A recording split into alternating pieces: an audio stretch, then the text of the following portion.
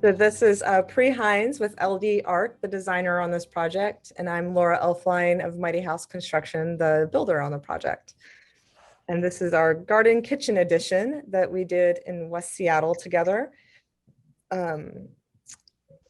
Here's what the exterior of it looked like after the addition was built. And in this photo on the left, you see what it looked like before the addition was built on that wall. You can definitely see that it's a much more gracious entry, much more gracious connection between indoors and outdoors than what was there before. Also, in that middle photo, you can get an idea that, most of the interior of the house was really quite lovely with all these details, natural wood trim and these cool archways and beautiful windows that just wasn't continued into the kitchen. I think the kitchen had been remodeled at some point during the life of the home and just looked like it had been plopped in from another era. And then on the right-hand side, you can see the old stairs. In our addition, we rebuilt these stairs, but the old stairs were kind of around the corner from the kitchen, so there wasn't a direct connection to the outdoors, and it was pretty tight and narrow. These don't even meet code. They're so tight and narrow and steep. So this is a view of what was. And this is another view into that kitchen from that dining room. So you can get an idea of how it really, style-wise didn't suit the rest of the house. And then also it's hard to tell from photos, but the cabinets were they weren't great quality to start with, and were starting to, not work very well. And the flooring was really failing. So it was time. And there were a lot of goals, for this kitchen addition. Obviously the homeowner really loves to throw parties, particularly garden parties. And so having more space for entertaining, more space for cooking and preparing the food, more light, more connection to the backyard, being able to host more people, just, have more people than I think the dining room table, in this, sort of small version, small before options that could maybe fit 6 people around it, right? And then being able to expand and seat more people, host more people. Looking at the floor plans, you can see up in the upper left corner there's the before plan, which shows the kitchen, very, very functional, but not super great if you like to host big parties or have a big family, which this homeowner does. So the light green area is the area we were making changes to. And you can kind of see in the lower left corner, you can see the addition, sort of the little bump out there to the south. And then on the sort of lower right corner is the after plan. So we bumped out 7.5 feet by 16 feet. So that's 120 square feet. And so we rebuilt the stairs, and then we're able to expand the kitchen to accommodate an island. And then also to get rid of that peninsula, that barrier between the kitchen and the dining room, so that you do have the flexibility of being able to expand that table. So you can add in all the leaves and host Thanksgiving, which I guess they have, and it worked much, much better. And here's sort of in process of the build. You can see the foundation going in and the floor joists. There's that garden window in front of the sink that's gonna be going away. You start to see the walls go up and the framing of the windows showing up in this photo.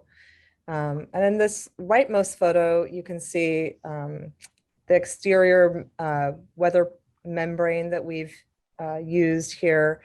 One of the things that's important to our company is that whether we're building a 120 square foot addition or a 1,000 square foot backyard cottage, we like to make sure that we're building right and that we're building in a way that's going to be healthy for the home. The rest of the home may have problems down the road, but our addition won't. That's our goal. And so we use, here's an example wall of the system that we use. It's called Vapor Smart Wall.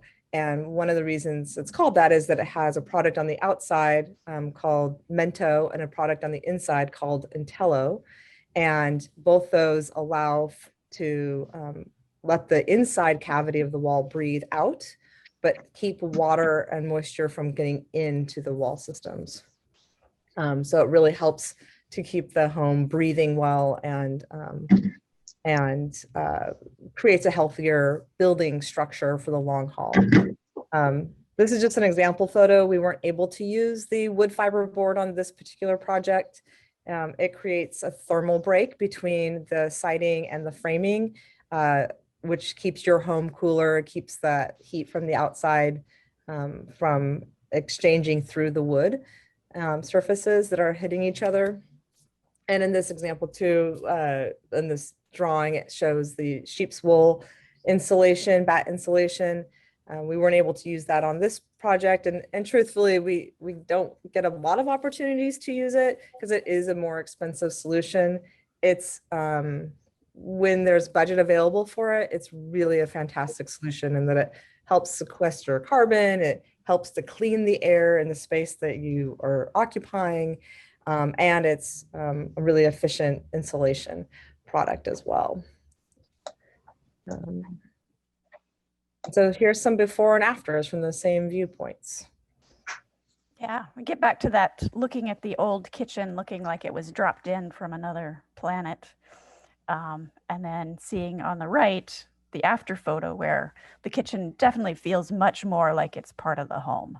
And you can see that, you know, you can't go directly to the outdoors from the dining room, but at least you know where to go. On the other way, you would have to ask your host, like, how do I get outside? Yeah, and definitely brings in a lot more light and air and space.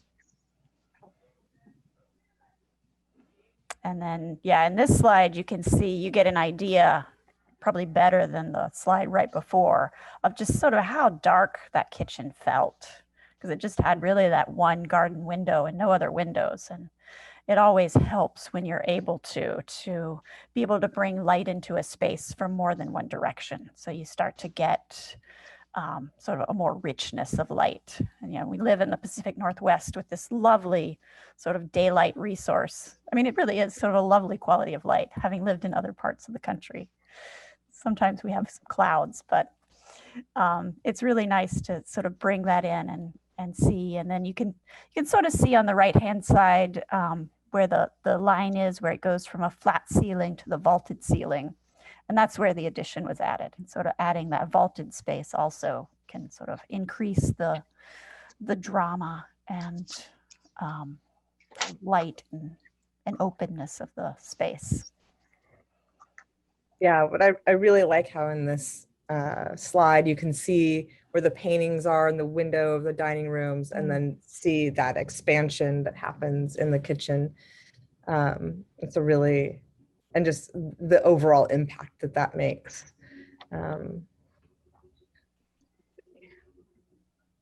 Here's some after photos, a little bit closer view.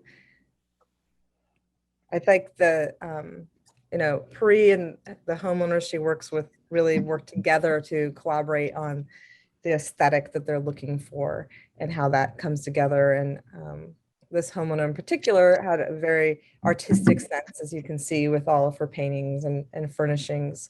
And so really was trying to bring in unique features like that one just simple line of color, you know, not overstated, that takes away from the beautiful windows or the cabinetry and the other artwork, but still brings a nice little band of color into the backsplash that coordinates so well with the other colors in the space.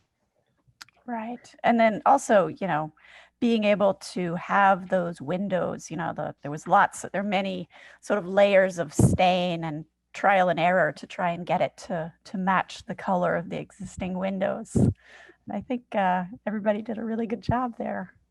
Yeah. And I guess while we're here, Laura, we could talk about some of the sort of the green materials. You know, the Ceaserstone countertop is a nice quartz composite that's sort of made using a sustainable process. And the cabinets are from David Bradley. You were doing a good job of talking about their sustainability practices.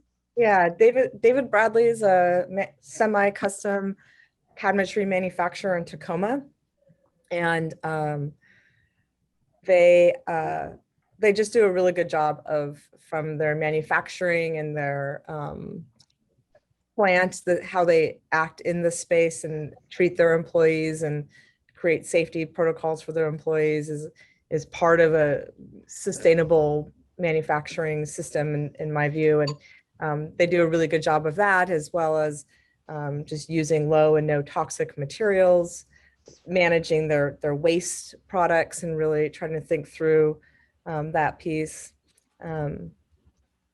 Sometimes one of the questions we get a lot of times when we're in person on the Green Home Tour and talking about cabinetry is sort of the differences between semi-custom and custom cabinetry.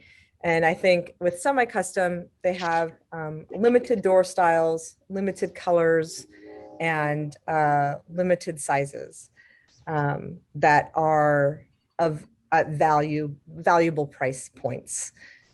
Most lines of cabinetry have usually or at least two lines, one that will be have less door styles and less stain colors and paint options, and be even more affordable than their other line that expands those options. And really the reason that it's more affordable isn't that it's made differently. It's just that with the limited options, they can manufacture it more quickly because there's less changes to their product line. And but they're made equally well. And so this one is, David Bradley is made by actually a company called Rainier Cabinetry. And so Rainier Cabinetry is their more expansive line, and then David Bradley is their more refined line, simple, the more limited solutions. And truthfully, when you get to the more expansive line, like Rainier Cabinetry's version, you can do custom solutions within the semi-custom manufacturer. At some point, if you're doing too many custom solutions, it starts to be about the same price as custom cabinetry. And then we usually direct people to the custom manufacturers, and they're local artisans. There's a number of great shops that we've used in the past and are going to be using here shortly, that will help maximize your space. I think that's one of the things, that you'll have some unique features in your home and in your space, and you're really trying to make things work. And when you try to sort of fit those nuances into a semi-custom line where they're used to sort of only a certain limit of changes, then there's a little bit more opportunity to not quite meet expectations. And the price goes up. And so if the price is going to go up enough that it's going to be the same cost as a custom cabinet, why not use a local artisan to do the work instead? And so that's sort of some of the differences there. I wanted to mention we've had some new folks join us, so please, we're sort of working our way through the tour, but please feel free to unmute yourself and ask questions, or ask questions in the chat. Pretend like you're actually in the home with us, and you can pull us aside and ask a question. Yeah, please. Butcher block is a great way to sort of change up the design a little bit instead of a monotonous of the same counter material. A lot of times people will choose a different material for their island. Butcher block is a popular choice. When you do a wood counter like butcher block, you have a couple of options. You can use a finish on it that is food grade and that you can cut onto. And another option that you wouldn't want to cut into, but it's it's still safe. It's just not food grade. And obviously, if you're cutting on your butcher block, then you're going to have more maintenance than you would if you're not. So that's a consideration too. I've got a question for you. What's that? Can I get your opinion on the Prairie Style sink? Personally, I'm not generally a fan, but I've seen some great applications. This one seems to work really well in this particular kitchen. And then I've seen a stainless one that worked well, but it's not my go-to. So I would like your thoughts on that. Yeah, I mean, it was definitely something, I mean, it was a desire from the homeowner to have this style of sink. And I think she appreciated having, I think it's a single basin. So having one big basin so that you can, dunk large pans. I think you can fit a sheet pan in this. So it's, I think different people have different ways they do dishes. So some people really like this, and I don't know. I like both having this sort of, farmhouse style or prairie style, as you called it. But I think also just the size of it really makes it useful. Yeah. More I think flexible. one thing to point out is that when you do have this farm style sink, that the cabinet below it becomes a custom piece. So it's really important to know what sink you're putting in. There isn't any consistency with how deep that apron is on the front. The depthness of the sink matters a little bit less to the cabinetry than that front piece. And so that really impacts the size of the cabinet doors. And so you need to really make sure that you have that sink, especially now in COVID times. You really want to make sure you have that sink in hand before you order the cabinetry, because if you don't have it in hand and you go to order it later and it's not available, that could affect your cabinetry order and slow down the project pretty Good point. potentially, pretty substantially. So yeah, so that's a thing to keep in mind, where when you have a more typical under counter sink, the cabinet in front of the sink is pretty standard. It's just that you just have the installation different than an over the counter sink. Right. That's all good input. Thank you. Yeah. Thanks for the question. Let's see, this picture sort of shows some of the live wood shelving that we did in this corner and on each side of the windows. This one doesn't show as much. You see a little bit in the party corner. You can see it a little bit better in the 3D tour we'll do in a second. Again, we were talking a little bit about the artistry components and working with the homeowners on selecting how they want to do things. This backsplash behind the stove was the brainchild of the homeowner. And, we were able to work with her to do the backsplash that leads up to her piece, and then give her that blank slate to do herself. And with all the COVID delays, it worked out really well. There wasn't any competition of timeline as much as there can be in some other projects where there's that collaboration. And then the slate stone flooring materials. And that was actually continuing. There was some existing slate in that little central hallway you see back beyond. And so we were able to sort of find something that wasn't maybe not an exact match, but close enough that it flowed and sort of connected to the existing house. Absolutely. You want me to go back? I was just going to point out that in this slide, you can see that refrigerator was actually the original, it was already there. It's not a new fridge, but we were able to design that so that the wall behind it is where the stairs are going up to the upstairs. So that refrigerator is able to tuck in under those stairs and sort of give us just a little bit more space in the kitchen. Try and maximize every inch. Nice. And this is the new stairs. If you were here when we showed the photo of the old stairs, you can see this is bright and welcoming and a lovely stair to be on, as opposed to the old ones were kind of narrow and dark and a little scary. A little steep and treacherous. So this is much nicer. And the homeowner does a lot of work in the garden. And so this is a space where you can come in and kick your shoes off before you head into the rest of the house. And again, that live edge shelving that you can see. And we use that for the bench as well in the mudroom space. And this also actually on this view, you can see these cabinets on this side of that sort of stairway up to the kitchen. You know, we've got some cabinets that are facing this way that are sort of taller and, you know, use that full height. And then once you get up to the kitchen side, you know, they're back to back with kitchen cabinets that are sort of standard height.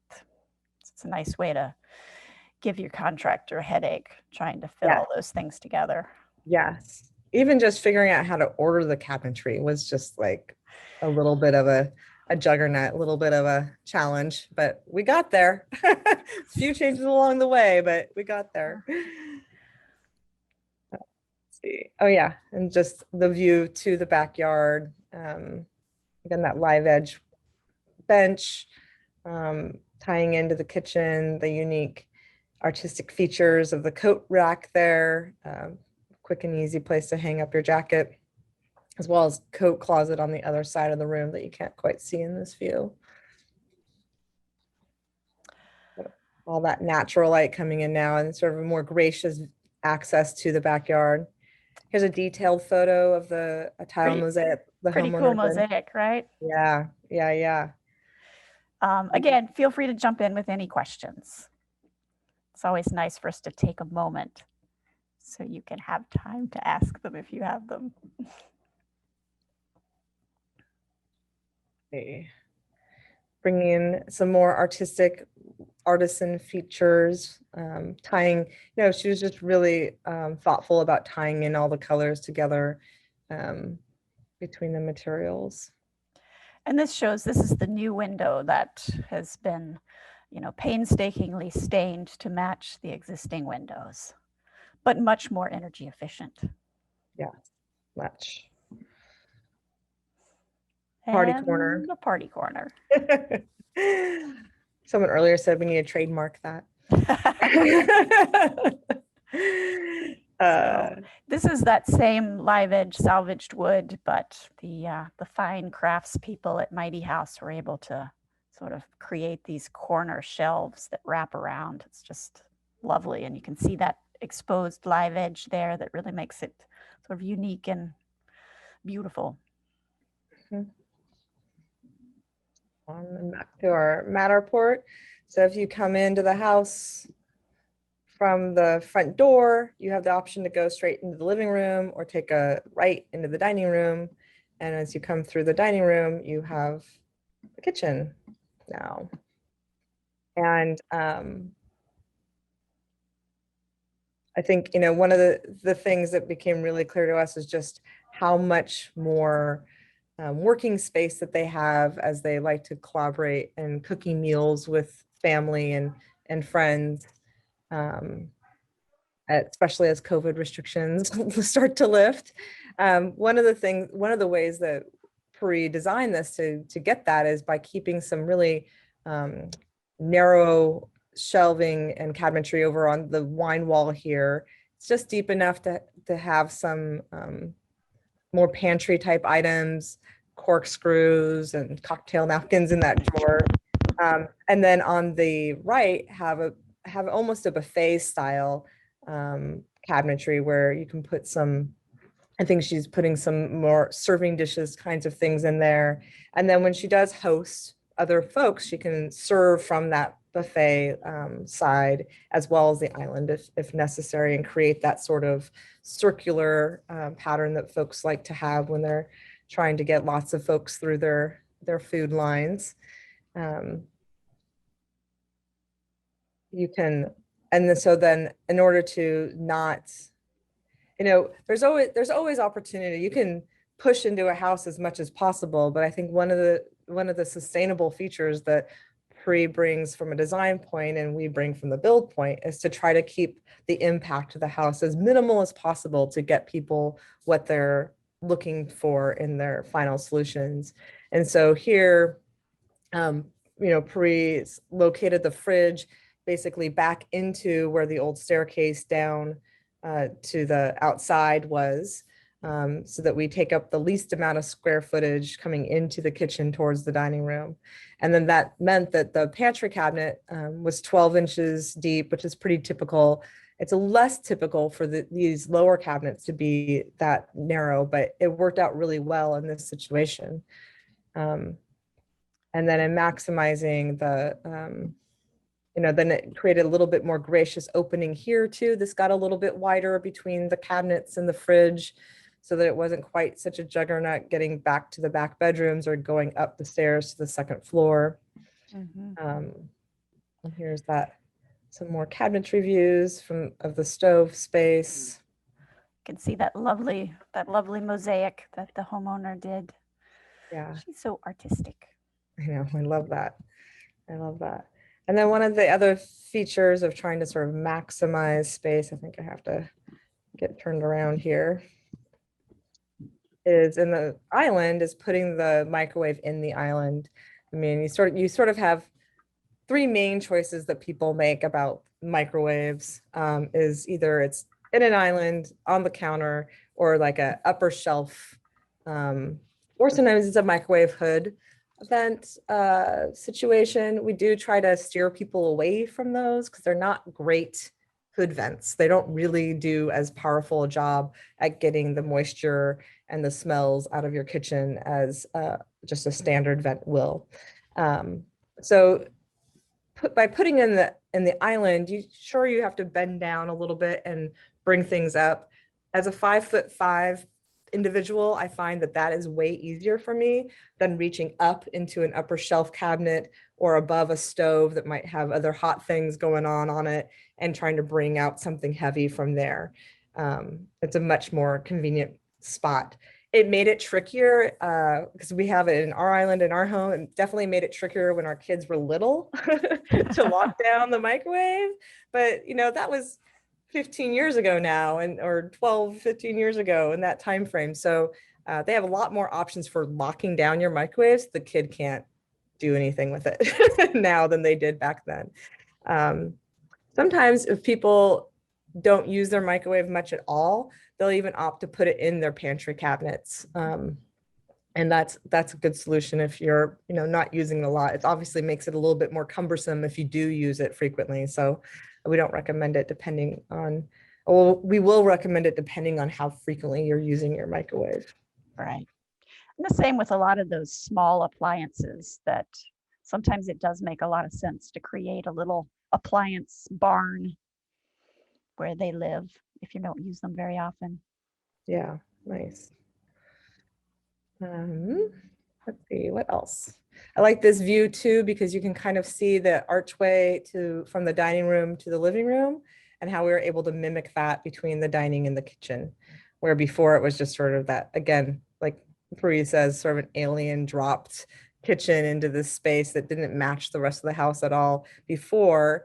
And it just sort of had a squared off access into the kitchen, where now we're able to sort of, again, integrate, not just from wood styles and stain colors and flooring materials, but also the archway and create those more similarities between the spaces, more cohesiveness.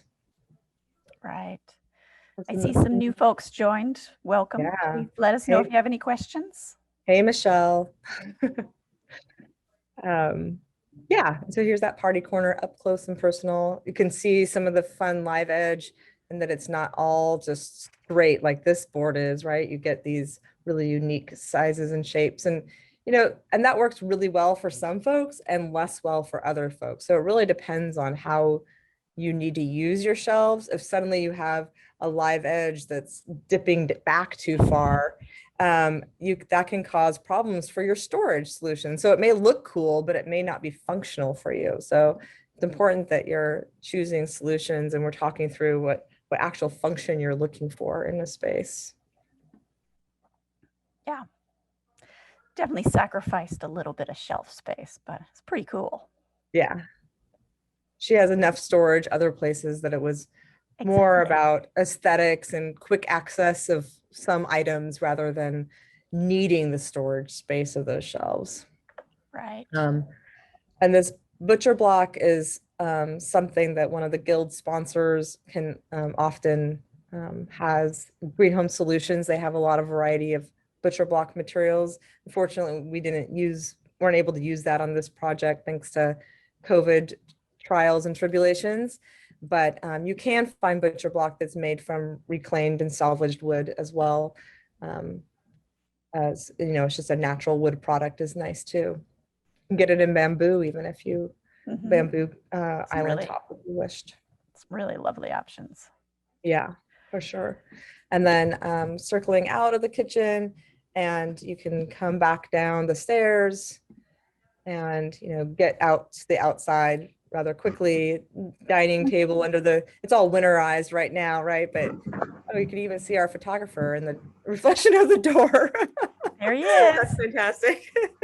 Just jumping in there. But, you know, just this really lovely access to the outside and being able to just, you know, be present in that kind of space. People don't have to ask anymore how they get outside from inside the house. They can see it real readily. Laura, can you go out and turn around and look back at the addition?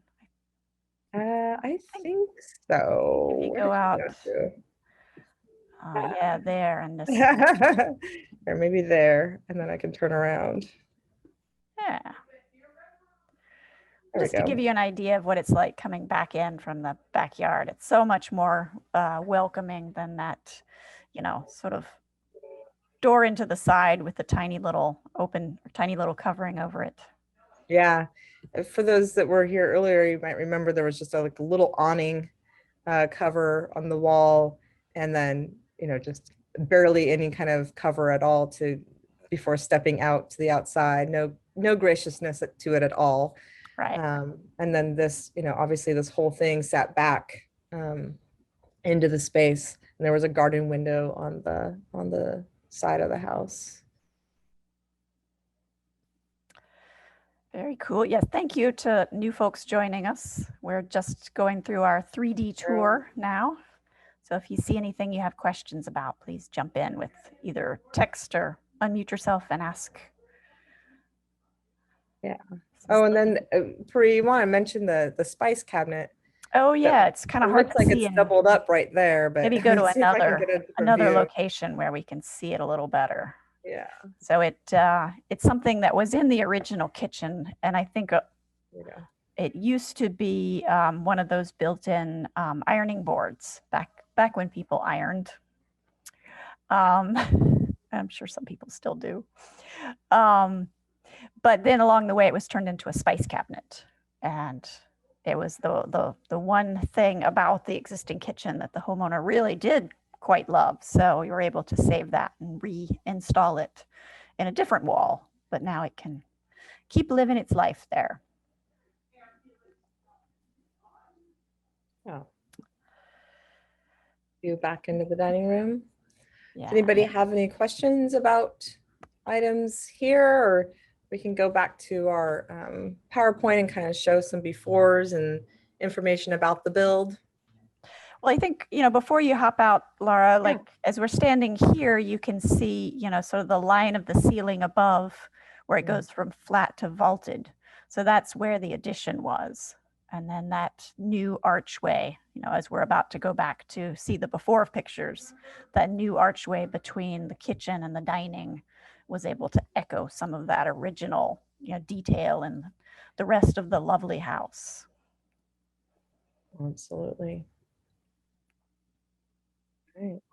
Let's see. Kim has a question about budget-friendly CARB compliant or Green Guard certified cabinets locally.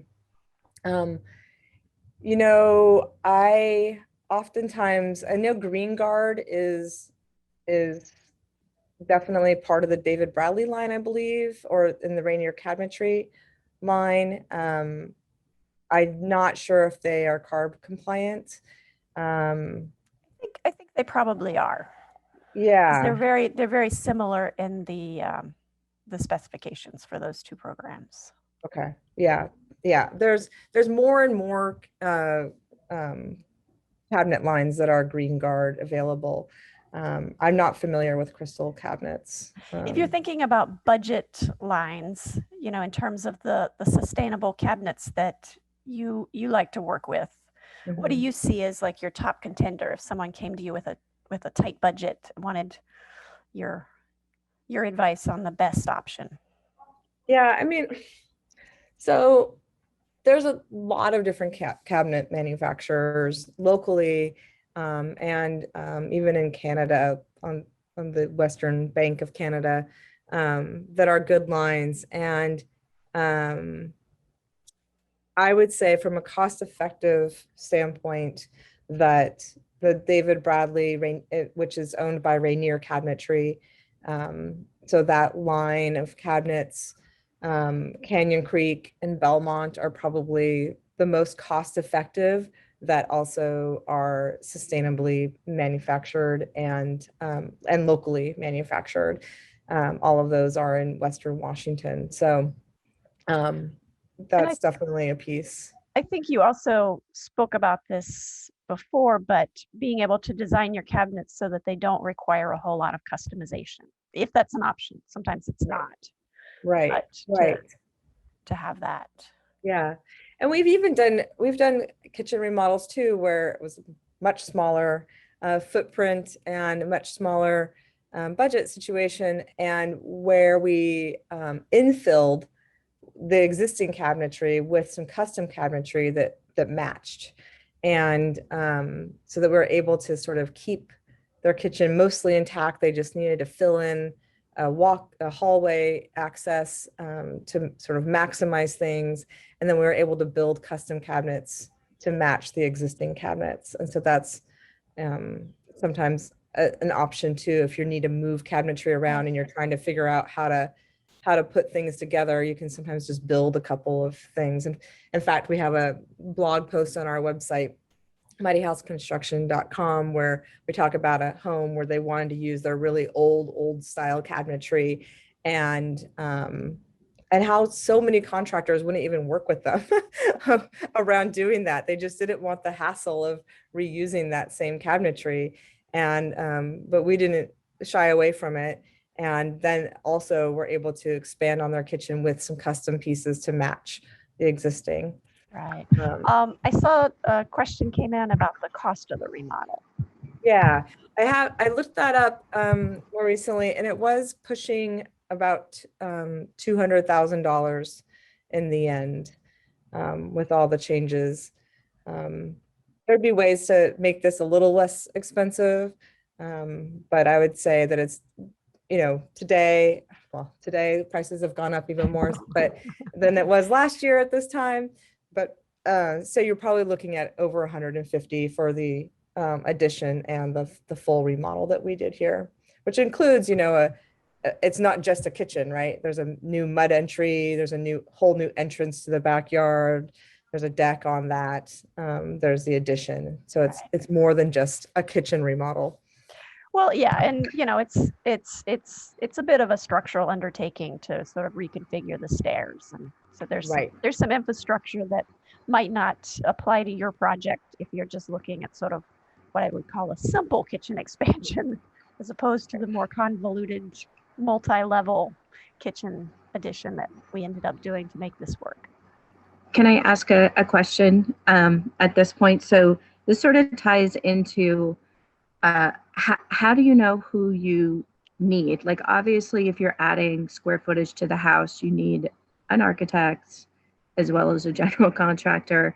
But we just purchased a new home this year. We have the 5-year plan wish list of projects. Mm-hmm. And like, who do you need to do these different things? I just spoke to a kitchen and bath designer yesterday and was like, oh, you don't do the layout of the bathroom? I'm like, what? Yeah. And they're like, oh no, we don't do that. And so I'm like, who, like, how do you know? Recently, yeah. Right. When people general contractor versus, and as things have different scales, do I really need to find like a whole new team for every different thing? Like, I don't need an architect and a permit for this, but I don't know any carpenters. So, and then like, if I know what I want, can I just use a general contractor, or do I need a designer? Like, what are sort of those levels so like what you're looking for and who to reach out to? One of the things that I like to tell folks, especially when they have recently bought a home and they're thinking about all the things that they want to do, and they're imagining how their needs might change in the home, is to put together a master plan. And that involves a designer, whether it involves an architect like Prairie or an interior designer, kind of depends on the scope of the project. And if there's structural changes, then you're going to want to have an architect involved, even if they're interior structural changes. But to create a master plan, because then you'll see opportunities and challenges with doing one project before the other. And you don't want to like do a kitchen remodel or a bathroom remodel only to realize that to maximize your next project, you're gonna have to tear apart part of that project. And that's always a big bummer. And most people then end up not tearing apart the existing project and having to compromise on in other ways with the other pieces of their bigger plan. And so really to put together a plan is useful. For us, even on smaller projects, we're really pushing folks to have a design, to have a layout, to at minimum get as-built drawings done, an elevation and floor plan, so that we can calculate properly for square footages, and that our suppliers and our trades partners can really put together more accurate bids, because they see all those square footages and all those nuances on a drawing, not just in their mind's eye. It also helps us to identify exactly what you're thinking. So oftentimes, back before we sort of required this piece, we would stand in a space and someone would say, I want a vanity about this big on that wall, and I want a new window over here. And in our mind's eye, that was one place, but in the homeowner's mind's eye, that was a different place. And so we'd build it where we thought that they were showing us as they pointed to a wall, but it would not be where they wanted it. And then whose fault is that? Is that us, that we built it wrong, or is it they told us wrong? And it becomes sort of this weird thing, right?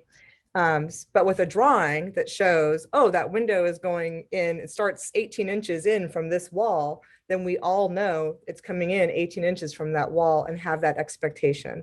And so we can definitely meet your needs better. Even things like tile layout. Tile can get complicated if you have like niches and accent tiles and edging opportunities and all those things. So having drawings that say, this is what tile we want here and here and here, and this is the layout of the tile, will really help us be more successful with you, instead of there being a misunderstanding between words and pointing at things. As far as who does the project, you can have a variety of team for that. I mean, obviously I'm partial to a general contractor being involved, but sometimes it's not necessary. Sometimes it's a small enough project and you want to do a piece and then just hire out other small pieces of the project. And then maybe a handy person firm that has one or two people involved can do that project. Or maybe it is has a lot of complicated pieces that involve trades partners and different suppliers, and having someone else coordinate that and manage that is appropriate. I mean, one of the things to always consider when you're deciding whether to general contract or be your own GC or to hire that out is that when problems come up, it's your time that's going to have to resolve those problems. And so depending on, if you're working or have a bunch of kids or have family obligations in other ways, like that may or may not mean that your project can move forward in a streamlined fashion. Well, and I think also, being pro general contractor, having a general contractor can be your advocate, and they have good relationships with all these subs. So there's something that comes up and you need an electrician right away, they've got someone on speed dial. I'm exaggerating a little bit, but it can be hard for homeowners who are doing their own general contracting to, so particularly now when everyone's busy, to get the attention of subs and sort of get people there in a timely schedule. Yeah. I mean, I hate to say it, but I mean, it's sort of a human nature thing. If an electrician knows that they're going to get 20 jobs from me in a year versus your one job, and maybe get a referral to one of your friends down the road, they're going to be more excited about the work they're getting from me than from the one homeowner, right? And so it's definitely harder to reach those trades partners now as a single homeowner than it is through the general contractors, for sure. And, you know, and the thing is too, that a general contractor knows when something's not being done right. You as a homeowner who may not have experience in the trades won't necessarily know if someone's doing a shoddy job. It might look good, but it may not be done right. And so it's, you know, so it depends on what the project is and what the risk factors are of it not being done right. Right. I had one homeowner come to me and she was talking about other projects and she's like, while you're here, which happens a lot, can you come look at my bathroom? And she's like, I had my bathroom remodeled and all the bids I was getting to have it remodeled were in the tens of thousands of dollars. And this other guy said he would do it for $5,000. And so I hired him and the tile was atrocious. And she's like, what can I do to fix this? And there wasn't anything she could do to fix it. She would just have to take it all out and start from scratch, which was a depressing thing to tell her from my standpoint. Then can you speak to, so if this is the ballpark 150,000 to 200,000, at what size of job is a general contractor interested in working for you? Like what's the smallest job you can get that expertise to support you typically? It really varies greatly. Our company, I would say smaller jobs for us are around $20,000 typically. Okay. And you know, and then we work on projects up to $500,000. So we don't shy away from smaller projects. Other general contractors will. Many will. I mean, yeah. Some, you know, if it's under 100,000, they don't want to mobilize for it. Right. It's true. Yeah. And even some designers, I've had some architects say that if it's a project that's going to be less than 100,000, they don't think that the homeowner will be interested in engaging in the design services that they provide. And so, you know, that can vary too. I would say, you know, for us, we have, you know, when we have a bigger project going on, we can stitch in a smaller project. And when the trades partners have monopolized the site. So for us, it makes sense. We usually have a couple of teams of 2 to 3 people in the field, but that's not the case for all general. So it just kind of depends. Right. So that was a long answer to your question. Does that make sense? I just feel like, what do we do? Yeah. You know, I definitely feel the screening out of the size of the project is not sufficient. And so like, what's the other option? So that's kind of where we're stuck at. Yeah. You know, well, and we've burned through our referrals and I've spent so much time getting bids and people never call back. And I think what do we do? The approach that Laura was talking about of doing a master plan. So even when you do approach people and say, hey, I want to do the kitchen now, but look, here is all these other things I'm planning to do in the future. They may be more willing to say, okay, this may be smaller than what we would ordinarily take on, but we would value having a client who has, you know, some future work potentially. Yep. And then one last question. Sorry if I'm monopolizing the session. So we have accepted we need more like of a general contractor support than we have because it's just we just don't have the network of skilled people. Right. And so can you speak to the difference between independent designer and GC versus design builds? Like why do you have the model you have and what's sort of the benefit of that? Yeah, well, from we've been in business now for 12 years and we do every 18 months or so have that conversation with ourselves of you know, does it make sense to be design build or not? And most of the time when we're having that conversation, it's because we're looking at some smaller projects where the homeowners are really hesitant to bring in a designer and feel, because they feel like bringing in another entity is going to be more expensive. And then we wonder if we just had it in-house, you know, it'd be easier to get them to that point. And having those designs just really does greatly impact our ability to do the work more efficiently and to better satisfaction by everyone. But we've decided that most of the time we end up with deciding that having the variety of designers available to us, and personalities and style changes and capabilities is really a better benefit to our customer base. You know, we refer Prairie often. We have another list of maybe five or you're welcome, 5 or 10 between interior designers and architects that we refer depending on what the project is, the personality of the person that we're talking to, who we think will be the best fit for them. And we think that that's an important piece. The design, like, you need to have trust in us to build the project and to build it on budget and in a timely way and all of those pieces, and to like us because we're going to be in your space, in your home, around you a lot. But it's also really important that your designer is hearing you and designing things that you want designed in the way you want it designed. And, you know, I mean, just like we experience in the world in other ways, like sometimes you say words to one person and they just aren't translating it the way you intend it to be translated. And that happens with design and homeowners also. So just finding someone that's really hearing you and respecting what you're saying is an important piece. And we just find that we have that more flexibility in keeping the design team separate than we do in incorporating it.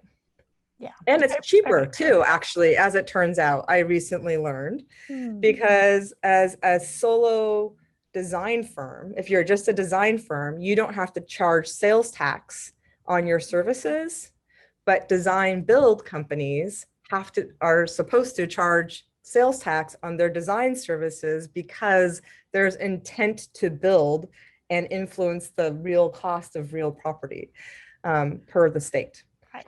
And Laura, sorry to interrupt. I'm realizing we are getting close to the end of our tour time. And I think we also have a last slide there that had some takeaways. If there were any specifics you saw, this is where you would see, you know, the names of the products, you know, the second use for salvaged materials, green home solutions for many of these different products. Caesarstone was a great option for the countertop. The Milgard windows are a great option for fiberglass windows. I think we already talked about the David Bradley cabinets. Oh, you know, the under cabinet lighting are those little LED strip lights, super efficient and sort of assembled here locally. And yeah, great manufacturer. Really responsive and fairly cost effective and quick turnaround. It's a nice way to get custom functionality at a good price. Yeah, and they'll really help you through what the best choice of their products is for your situation, which is, you know, they have a nice customer service piece for them for sure. And then for building systems and wall systems and ventilation and a lot of those kinds of pieces, we often use 475 high performance building supply to obtain those things. They have a lot of great products available and are able to really meet our energy efficiency and healthy building goals. I think we're about to get kicked out. So yeah, please join us. There's not tomorrow, but next Saturday and the Saturday after that, there are more homes on the Green Home Tour. Laura has another home that she's showing, and I also have another home that I'm showing. So, and then there's many, many more. So all right, please come back and see us then and see all the cool things that people are doing. Thank you. Yeah. Thank you so much.